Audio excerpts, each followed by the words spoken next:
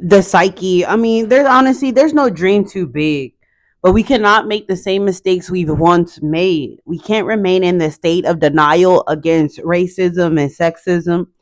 We cannot teach our children how to be better than the next. About 80% of our small businesses are our employers. And these are your everyday average Americans striving to build their communities. And it is so that I believe you should start a business as well.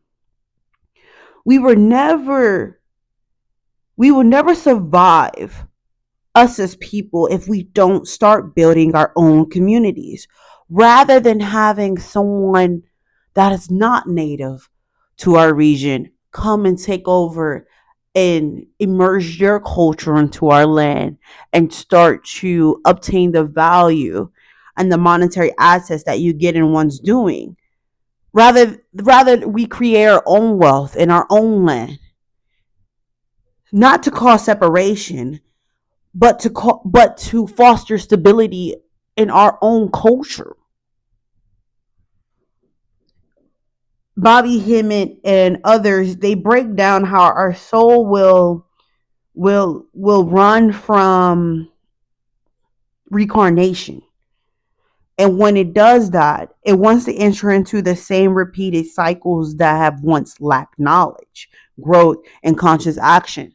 This is talking about the knowledge of the psyche.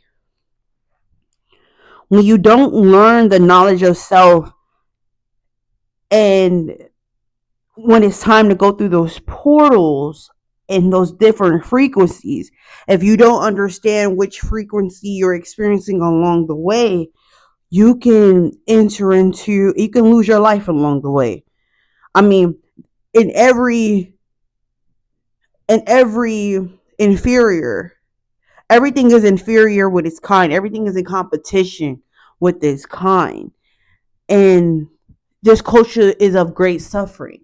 So you'll think making your way into the higher frequency and elevating the higher mind that this is an easy experience. It's not. It's very so much challenging.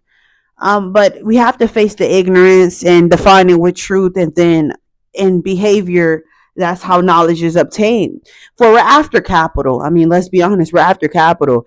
It helps us establish our dominion, which is our command, and in yoke of God's leadership.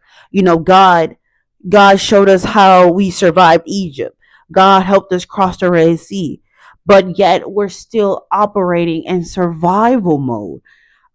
But through obedience through the desert, if we have to decide, are we going to keep thinking like a slave or are we going to think like a king?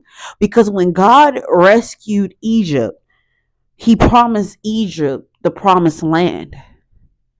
You know, this was an ancient agreement. And he told his people and Abraham, I will make into you a great nation and you will make great people. This was the covenant of wealth. So what your only job and obligation is to holster and foster that wealth. Become in alignment of that divine wealth transfer. So we are to build land, we are to build cities, we are to govern our people. We are to establish in the governing right or wrong through stewardship, because this land is not our own. We are the managers of God's wealth. Matthew 25 states that, a master had gave three of his servants two different amounts, various amounts, but two diversified and multiplied their income, and one buried his income in fear. He was condemned. He was removed from the group, because if one cannot take action with what it has been given, then that one will take from you and then nothing would be left. There's only certain people God would like at his table. And it's not people of a beggar of a tainted spirit. Although please come to us. We're here to restore your spirit. But must you not stay that way? You have to decide. If the mind be willing, the mind will be given.